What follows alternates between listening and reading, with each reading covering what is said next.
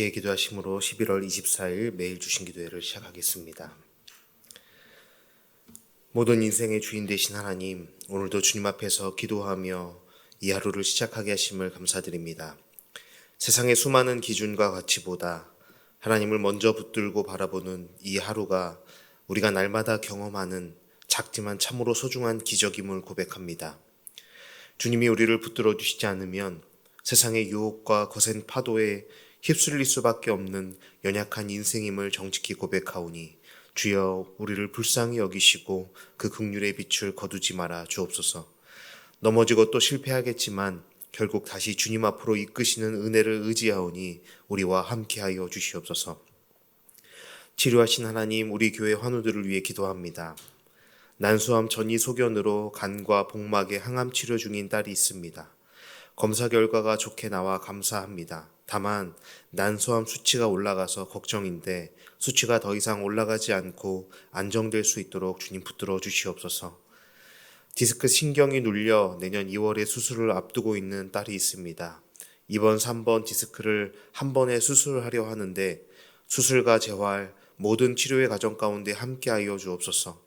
어떤 후유증이나 몸에 무리가 되지 않도록 몸의 뒤쪽으로 한 번에 수술이 될 수 있도록 도와주시고 집도하는 모든 의료진에게도 지혜와 능력을 더하여 주시고 붙들어 주시옵소서. 어제 갑자기 전신실이 와서 응급실에 간 아들이 있습니다. 스트레스와 피로로 인한 것인데 잘 쉬면서 회복하게 하시고 아무 후유증이나 질환으로 이어지지 않도록 보호하여 주시옵소서. 가정의 일, 직장에서의 일들이 너무 무겁고 힘든 책임의 무게가 되지만 그럼에도 날마다 주님 주시는 힘과 소망, 기쁨으로 채워주시고 붙드시는 하나님의 손을 날마다 경험하는 아들 그리고 귀한 가정 되게 하여 주시옵소서. 다 나누지 못하는 많은 환우들, 가족들의 질병과 고통의 짐을 함께 짊어지고 있는 교우들이 있습니다. 지치고 힘든 그 마음을 주님이 가장 잘 아시니 위로하여 주시고 붙들어 주시옵소서. 치료의 과정에서 많은 부담과 어려움을 만날 텐데 필요한 모든 것들을 공급하여 주시고 힘되어 주시옵소서. 이 시간 특별히 기도하는 것은 오늘 우리 교우 중에 간절히 기도하며 열심히 준비했던 일을 앞두고 있는 아들이 있습니다. 그간 바쁜 일정과 상황 속에서도 열정을 가지고 준비해온 과정을 기억하여 주시옵소서. 떨리고 두려운 마음은 사라지게 하시고 담대함과 감사로 진심을 담은 마음이 나눠지는 시간이 될 수 있도록 함께하여 주옵소서. 그곳에 함께하는 모든 사람들이 함께 누리고 기뻐하는 시간이 되도록 처음부터 마지막까지 함께하여 주시옵소서. 이 시간 말씀 앞에 귀 기울이는 주의 자녀들을 붙들어 주시고 저마다의 삶의 분주함과 상황은 모두 다르지만 영원히 변하지 않는 말씀의 빛으로 비추시고 어떤 상황이라 해도 진리의 길로 행할 수 있도록 우리를 가르쳐 주시옵소서. 먼 곳에서 말씀을 들으며 하루를 시작하는 그 모든 것이 주님의 임재를 누리며 감사하는 예배의 처소가 되게 하여 주시옵소서. 감사드리며 우리와 함께 하신 예수님의 이름으로 기도드립니다. 아멘. 오늘 우리에게 주시는 하나님의 말씀은 느헤미야 5장 1절로 19절까지 말씀입니다. 저와 여러분이 한 절씩 교독하시고 마지막 19절 말씀은 합독하도록 하겠습니다. 그때의 백성들이 그들의 아내와 함께 크게 부르짖어 그들의 형제인 유다 사람들을 원망하는데 어떤 사람은 말하기를 우리와 우리 자녀가 많으니 양식을 얻어먹고 살아야 하겠다 하고 어떤 사람은 말하기를 우리가 밭과 포도원과 집이라도 저당 잡히고 이 흉년의 곡식을 얻자 하고 어떤 사람은 말하기를 우리는 밭과 포도원으로 돈을 빚내서 왕에게 세금을 바쳤도다. 우리 육체도 우리 형제의 육체와 같고 우리 자녀도 그들의 자녀와 같거늘 이제 우리 자녀를 종으로 파는도다. 우리 딸 중에 벌써 종된 자가 있고 우리의 밭과 포도원이 이미 남은 것이 되었으나 우리에게는 아무런 힘이 없도다 하더라. 내가 백성의 부르짖음과 이런 말을 듣고 크게 노하였으나 깊이 생각하고 귀족들과 민장들을 꾸짖어 그들에게 이르기를 너희가 각기 형제에게 높은 이자를 취한도다 하고 대회를 열고 그들을 쳐서 그들에게 이르기를 우리는 이방인의 손에서 팔린 우리 형제 유다 사람들을 우리의 힘을 다하여 도로 찾았거늘 너희는 너희 형제를 팔고자 하느냐 더구나 우리의 손에 팔리게 하겠느냐 하매 그들이 잠잠하여 말이 없기로 내가 또 이르기를 너희의 소행이 좋지 못하도다 우리의 대적 이방 사람의 비방을 생각하고 우리 하나님을 경외하는 가운데 행할 것이 아니냐 나와 내 형제와 종자들도 역시 돈과 양식을 백성에게 구워 주었거니와 우리가 그 이자 받기를 그치자 그런즉 너희는 그들에게 오늘이라도 그들의 밭과 포도원과 감람원과 집이며 너희가 구워준 돈이나 양식이나 새 포도주나 기름의 100분의 1을 돌려보내라 하였더니 그들이 말하기를 우리가 당신의 말씀대로 행하여 돌려보내고 그들에게서 아무것도 요구하지 아니하리이다 하기로 내가 제사장들을 불러 그들에게 그 말대로 행하겠다고 맹세하게 하고 내가 옷자락을 털며 이르기를 이 말대로 행하지 아니하는 자는 모두 하나님이 또한 이와 같이 그 집과 산업에서 털어버리실지니 그는 곧 이렇게 털려서 빈손이 될지로다 하매 회중이 다 아멘하고 여호와를 찬송하고 백성들이 그 말한 대로 행하였느니라. 또한 유다 땅 총독으로 세움을 받은 때 아닥사스다 왕 제20년부터 제32년까지 12년 동안은 나와 내 형제들이 총독의 녹을 먹지 아니하였느니라. 나보다 먼저 있었던 총독들은 백성에게서 양식과 포도주와 돈 40세겔을 그들에게서 빼앗았고 또한 그들의 종자들도 백성을 압제하였으나 나는 하나님을 경외함으로 이같이 행하지 아니하고 도리어 이 성벽 공사에 힘을 다하며 땅을 사지 아니하였고 내 모든 종자들도 모여서 일을 하였으며 또 내 상에는 유다 사람들과 민장들 150명이 있고 그 외에도 우리 주위에 있는 이방 족속들 중에서 우리에게 나아온 자들이 있었는데 매일 나를 위하여 소 1마리와 살진 양 6마리를 준비하며 닭도 많이 준비하고 열흘에 한 번씩은 각종 포도주를 갖추었나니 비록 이같이 하였을지라도 내가 총독의 녹을 요구하지 아니하였음은 이 백성의 부역이 중함이었더라. 함께 읽겠습니다. 내 하나님이여 내가 이 백성을 위하여 행한 모든 일을 기억하사 내게 은혜를 베푸시옵소서. 아멘. 네, 긴 또 본문 읽으시느라 고생하셨습니다. 지난주부터 날씨가 많이 추워졌는데 모두 건강하게 지내고 계신지요? 요즘에 독감이 유행하고 심하다고 해서 아이들 예방 접종을 시켰는데 예방 접종을 할 때 가족들이 같이 맞아야 한다고 하더라고요. 그래서 저도 아이들만 주사 맞으러 갔다가 반강제로 이렇게 접종을 하였는데 접종을 하고 나니까 제가 오히려 더 많이 아팠습니다. 지난주에 많이 고생을 좀 했었습니다. 요즘에 나름 이렇게 운동도 열심히 하면서 건강도 관리한다고 해서 이렇게 저희 가족들 중에서 큰 소리를 좀 쳤었거든요. 너희는 운동을 좀 해야 돼, 몸을 좀 돌봐야 돼 하면서 제가 큰 소리를 치고 있었는데 다른 가족들은 다 주사를 맞고도 멀쩡한데 저만 이렇게 시름시름 앓으니까 참 그 가장의 그 위신이 많이 떨어지는 한 주를 보냈었습니다. 그 겉으로 이렇게 제가 보면은 덩치도 제일 집에서 크고 튼튼해 보여서 제일 건강하고 제일 그 무리가 없을 거라고 했는데 그 작은 그 백신 주사를 맞고 그 덩치나 그런 거 상관없이 그냥 아프게 되니까 참 이렇게 외적인 그런 고통, 외적인 그런 강함이 아무런 그 병영군 앞에서는 아무런 소용이 없구나라는 생각을 하게 되었습니다. 이 본문을 같이 묵상하고 설교를 준비하면서 그 상황이 참 이게 동감이 되고 이렇게 마음에 와닿게 됐는데 우리가 이렇게 살아가면서 외부의 외적인 그 어려움이 찾아올 때도 있지만 그보다 더 힘들 때가 내적인 어려움이 아닐까, 그 내적인 갈등이 일어날 때가 더 어렵고 힘들 때가 아닐까 생각하게 되었습니다. 개인도 그렇지만 가정에서도 직장에서도 교회에서도 마찬가지이지요. 외적으로 보이는 어떤 어려움이나 또 상처나 아픔이 있으면은 구성원들이 모여서 힘을 모으고 오히려 단단해지기도 하고 문제를 극복하기 위해서 눈앞에 보이는 외적인 문제를 함께 극복하기 위해서 싸우기도 합니다. 하지만 내부에서 서로 마음이 갈라지고 서로에 대한 신뢰가 무너지고 공동체 안에서 원망과 불평이 생기기 시작하면 아무리 작은 문제라도 크게 느껴질 수밖에 없는 것이죠. 느헤미야 5장이 바로 그런 상황과 어려움을 기록하고 있습니다. 외부의 여러 어려움에도 포기하지 않았고 또 대적들의 수많은 방해에도 성벽은 외부의 방해를 잘 견뎌가면서 세워져 가고 있었습니다. 그런데 정작 공동체 내부에서 균열과 갈등이 터져 나오는 것이 오늘 본문의 상황입니다. 백성들 사이에는 불신과 반목, 원망과 박탈감이 쌓여가기 시작했습니다. 그런데 오늘 말씀에서 중요한 것이 느헤미야가 그 내부의 갈등, 그 어려운 상황들을 어떻게 다루고 어떻게 극복하고 있는가가 중요한 것입니다.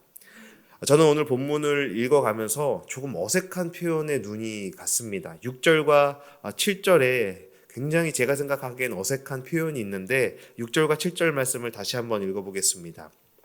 내가 백성의 부르짖음과 이런 말을 듣고 크게 노하였으나 깊이 생각하고 귀족들과 민장들을 꾸짖어 그들에게 이르기를 너희가 각기 형제에게 높은 이자를 취하는도다 하고 대회를 열고 그들을 쳐서라고 기록이 되어 있죠. 6절 말미와 7절 처음에 크게 노하였으나 깊이 생각했다라는 말이 한 문장처럼 이어져 있습니다. 6절과 7절을 따로 읽으면 전혀 어색하지 않은데 이 6절과 7절을 연결해서 한 번에 읽으니 이 상반되는 것 같은 이 표현이 도대체 어떤 마음일까, 어떤 모습일까라는 생각을 하게 되었습니다. 우리는 보통 차분히 생각하는 사람은 잘 분노하지 않는다라고 생각합니다. 분노라는 것이 감정 조절을 하지 못하는 사람의 즉각적 반응이고 깊이 생각하는 것은 감정을 누르고 이성적으로 생각하는 것처럼 보이기 때문입니다. 하지만 느헤미야는 크게 노하였음에도 불구하고 동시에 깊이 생각하는 모습을 보여주고 있다는 것이죠. 여기서 느헤미야의 영적 리더십이 시작됩니다. 크게 노하였지만 깊이 생각했다는 것의 의미를 생각해 보려고 합니다. 6절에 내가 내 백성의 부르짖음과 이런 말을 듣고 크게 노하여 라는 이 표현을 먼저 볼 텐데요. 이스라엘 공동체 안에 어떤 일이 있었길래 느헤미야가 분노할 수밖에 없었는가입니다. 성벽 재건이 한창이던 그때 백성들 안에서 심각한 경제적, 사회적 문제가 터져 나왔습니다. 크게 세 가지 정도의 문제가 이 공동체 내부에서 발생하게 되었는데 첫 번째는 극심한 가난과 식량 부족의 문제가 공동체 안에 야기되었습니다. 이 성벽 공사를 하면서 생업을 농사일을 제대로 돌보지 못한 것도 있었고 또 외부의 세력들의 계속되는 공격을 방어하기 위해서 이들이 그 생업에 힘을 쏟지 못했던 것 같습니다. 거기다가 또 흉년이 겹치면서 식량이 부족해졌던 것이죠. 두 번째 문제는 그로 인해서 빚 문제와 고리대금으로 인한 착취가 일어나게 됩니다. 백성들이 세금과 양식을 마련하기 위해서 자신들의 밭과 포도원과 집을 팔아야만 했고 가난한 자들은 부자들에게 돈을 빌리다가 높은 이자를 감당하지 못해서 결국 자녀들까지 종으로 내어주는 지경에 이르렀습니다. 공동체의 지도자들 그리고 부자들이 다 자신들의 동족을 대상으로 고리대금을 하기 시작하면서 많은 어려움들이 또다시 또 일어나고 있는 것이죠. 세 번째는 또 그로 인해서 공동체의 신뢰가 무너지게 되었습니다. 같은 이스라엘 민족이면서 우리는 동족인데 부자들과 지도자들의 형제를 도와주기는커녕 오히려 그들의 어려움을 이용해 돈벌이를 하기 시작했죠. 성벽을 쌓는 일에는 참여하지 않으면서 백성들에게는 무거운 짐을 지우던 그런 상황이었습니다. 이런 상황 속에서 백성들이 부르짖기 시작한 겁니다. 왜 우리만 힘들어야 합니까? 왜 같은 민족이 서로를 이렇게 함부로 대하게 되었습니까? 라고 부르짖었고 이 절박한 부르짖음을 들은 느헤미야는 정의가 무너지고 공동체가 흔들리는 모습을 보면서 크게 분노할 수밖에 없었던 것이죠. 여러분, 그런데 이 분노는, 느헤미야의 분노는 단순한 감정 폭발이 아니었습니다. 혈기를 부렸던 것이 아니죠. 성벽을 세우고 공동체를 회복하는 이 중대한 사명의 시기에 지도자라고 불리는 자들이 형제를 돈벌이 수단으로 삼고 가난한 자들의 자녀까지 종으로 팔아넘기는 그 현실을 본 것입니다. 공동체 안의 불의와 죄악 앞에 침묵하지 않았고 약자들의 목소리가 되어준 것입니다. 여러분, 이런 상황에선 분노하는 것이 맞습니다. 우리가 신앙생활을 하면서 신앙인들은, 종교인들은, 기독교인들은 분노의 감정을 가지면 왠지 죄를 짓는 것 같다고 생각할 때가 있는데 성경은 분노를 죄라고 말하지 않습니다. 이런 상황이라면 분노하는 것이 맞죠. 예수님께서 성전을 청결하게 하실 때도 그 불의 앞에 불의 앞에 침묵하지 않으셨던 것처럼 이 불의의 상황 앞에서는 분노하는 것이 맞습니다. 죄와 불의 앞에서 분노하지 않고 무감각해지는 것이 오히려 더 무서운 일인 것이죠. 불의 앞에 분노하지 않고 침묵한다는 것은 비겁한 것입니다. 오늘 우리 사회와 교회를 향한 분노도 마찬가지일 겁니다. 정의가 무너지고 약한 자들이 소외되고 복음의 본질이 흔들리는 현실을 보면서도 아무런 마음의 떨림이 없다면 그것이야말로 우리 영혼이 참으로 살아있는지를 돌아보아야 하는 것이죠. 분노해야 할 때 분노하지 않는 것은 비겁한 것인데, 그런데 또 한편으로 분노하지 말아야 할 때 분노하는 옹졸함이 문제인 것입니다. 우리는 분노해야 할 때와 분노하지 말아야 할 때를 분별하는 지혜와 기준이 필요한 것이죠. 그 모습을 느헤미야가 보여주고 있는 것입니다. 그 느헤미야는 놀라운 선택을 하죠. 그렇게 분노가 불같이 끓어오르는 순간 그는 즉시 그 분노를 행동으로 옮기지 않았습니다. 그는 소리 지르거나 감정대로 문제를 덮어버리지 않았습니다. 7절은 이렇게 말하죠. 내가 중심에 계획하였다 라고 말하는데 이 표현이 재미있습니다. 여기서 계획하다라는 단어는 히브리어로 말라크라는 단어인데 히브리에서 온 아람어로 이 단어의 뜻이 심사숙고하다, 곰곰이 생각하다, 스스로와 상담하다, 스스로와 대화하다, 나 자신과 상담하다라는 뜻을 가지고 있습니다.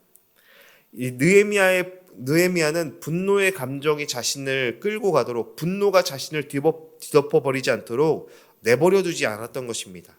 그는 하나님 앞에서 자신의 그 감정대로 앞서가지 않고 자기 자신과 스스로 대화를 시작한 것입니다. 감정의 불길이 그의 판단을 태워버리지 않도록 자기의 마음을 말씀의 기준 아래 두고 천천히 자신의 감정을 돌아보고 있다라는 것입니다. 사랑하는 여러분, 이것이 영적 지도자의 태도인 것입니다. 그리고 이것이 오늘 우리에게 필요한 태도인 것이죠. 우리는 분노할 때 즉시 반응합니다. 말이 먼저 앞서고 행동이 앞서고 판단이 앞섭니다. 그러나 느헤미야는 반응보다 멈춤을 선택하고 있는 것입니다. 감정보다 숙고를, 흥분보다 말씀의 기준을 선택합니다. 이 멈춤이 바로 변화의 시작인 것입니다. 느헤미야는 기근과 흉년 그리고 세금과 빈부격차 같은 표면의 문제만 보지 않았습니다. 그는 대화를 하면서 왜 이런 상황이 발생했는지, 이 문제의 근본 원인이 무엇인지를 돌아보게 되었고 공동체를 무너뜨리고 있는 뿌리를 깊이 생각하였던 것입니다. 그 근본 문제가 바로 하나님의 백성이라는 공동체의 의식의 상실이라는 것을 자기 자신과의 대화를 통해 이 상황을 다시 돌아봄을 통해서 발견하게 된 것입니다. 겉으로 보기에는 경제의 난제처럼 보이지만 본질을 들여다보면 결국 이 공동체의 문제는 하나님의 말씀을 잃어버린 것이구나라는 그 원인을 발견하게 됩니다. 여러분, 말씀이 삶 속에서 무너지면 이기주의가 등장하고 공동체는 당연히 무너지게 됩니다. 말씀이 삶의 기준이 되지 않는다면 나 중심적인 삶, 즉 교만의 삶으로 빠져들게 되고, 교만이라는 것은 모든 관계를 파괴하는 패망의 선봉이 되기 때문입니다. 느헤미야는 이 문제를 단번에 꿰뚫어 보았습니다. 이 위기는 단지 돈과 경제의 문제가 아니었던 것입니다. 하나님의 백성이 하나님의 백성답게 살지 못하는 것이 문제였죠. 그것의 본질적인 문제의 핵심은 하나님의 백성들이 하나님의 말씀대로 살지 않는 삶, 하나님을 경외하지 않는 삶 때문이었다라고 느헤미야는 이 문제의 원인을 발견하게 되었습니다. 바울은 로마서 12장 2절에서 이렇게 말합니다. 너희는 이 세대를 본받지 말고 오직 마음을 새롭게 함으로 변화를 받아 하나님의 선하시고 기뻐하시고 온전하신 뜻이 무엇인지 분별하도록 하라 라고 말합니다. 세상의 흐름을 따라갈 것이 아니라 갈등의 원인은 우리 속에 하나님 말씀이 없기 때문임을 기억하고 말씀을 되새기는 기회로 삼을 때 말씀 속에 약속되어 있는 축복을 다시 누릴 수 있는 것입니다. 우리도 이 말씀으로 우리 자신을 새롭게 하여 세대를 따르지 않는 믿음의 삶을 살아가기를 원합니다. 우리도 하나님의 말씀 앞에 깨어있지 않는다면 갈등과 어려움 앞에서 감정대로 본능대로 혈기대로 판단하고 움직이는 사람이 될 것입니다. 그래서 느헤미야는 분노에 휘둘리지 않고 곧바로 말씀의 원칙을 회복하는 일에 나섰던 것입니다. 빼앗은 밭과 포도원을 돌려주라. 담보로 잡은 집들을 원상복구하라. 이자를 돌려보내라. 율법대로 형제를 노예로 삼지 말아라 라는 기준을 제시합니다.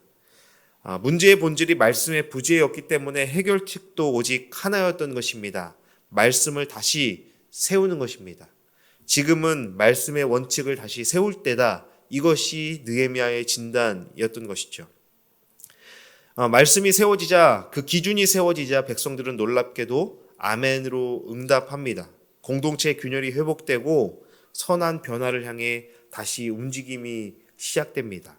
그리고 느헤미야의 메시지가 강력했던 이유, 설득력이 있었던 이유가 있지요. 느헤미야는 그 모든 그 기준들, 그 모든 이야기들을 자신의 삶으로 보여주었습니다. 하나님의 말씀의 가치와 기준을 자신의 삶을 메시지 삼아서 보여주고 있는 것입니다. 본문의 후반부에 보면은 느헤미야는 지도자로서 당연히 자신이 누려야 할 권리, 총독으로서 월급과 또 누려야 할 많은 그 권리를 포기했다라는 것을, 마다했다라는 것을 말하고 있습니다. 오히려 자기 자신을 재산을 털어서 백성들을 먹이고 도와왔다라고 말합니다. 그 이유가 오늘 본문에 기록되어 있는데 단 한 문장으로 정리가 되고 있는데, 느헤미야가 자신이 그렇게 살 수 있었던 것은 하나님을 경외했기 때문이다라고 그는 고백하고 있습니다. 하나님을 경외했기 때문에. 하나님을 경외하는 사람은 권력을 휘두르지 않고 자기 이익보다 공동체의 회복을 우선합니다. 그의 삶 자체가 하나님의 말씀을 기준으로 살아가는 본보기였다라는 것을 본문을 통해서 느헤미야는 증거하고 있는 것이죠. 여러분, 느헤미야는 공동체와 불의와 억압을 보며 크게 분노하고 당연히 발휘해야 할 분노를 바라고 있습니다. 그런데 그의 결론은 분노하지 말자가 아니었습니다. 감정을 참고 눌러라, 감정을 부인해라, 부정해라도 아니었습니다. 그가 보여준 가장 중요한 메시지는 이것입니다. 감정이 기준이 아니라 말씀이 기준이 되어야 한다. 분노는 문제를 보게 하지만 말씀은 문제의 뿌리를 보게 하는 것입니다.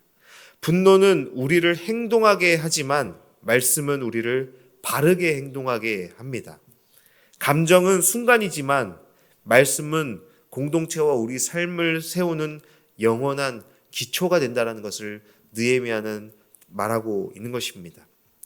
그는 깊이 생각했고 자신 안에서 일어난 분노를 다시 말씀 아래에 두었습니다. 그리고 그 말씀의 기준을 회복시키는 것으로 공동체의 회복을 시작하고 있는 것입니다. 그래서 느헤미야 5장이 우리에게 주는 결론을 분명한 것입니다. 회복은 말씀에서 시작된다. 공동체의 재건은 말씀으로 기준을 삼을 때 가능하다. 참된 변화는 내 감정이 아니라 하나님의 뜻에 순종할 때 일어난 것이다가 바로 이 느헤미야 5장을 통해 우리가 보게 되는 메시지인 것입니다. 여러분, 오늘 우리에게도 갈등은 찾아오고 흔들림의 순간도 분명히 찾아옵니다. 하지만 그때마다 우리는 느헤미야처럼 말씀 앞에 멈출 줄 알아야 합니다. 그리고 무너진 말씀이 있다면 다시 세우고 흔들린 기준이 있다면 다시 말씀으로 그 기준을 세워야 합니다. 우리 삶과 공동체 안에 말씀의 토대를 다시 놓아야 합니다.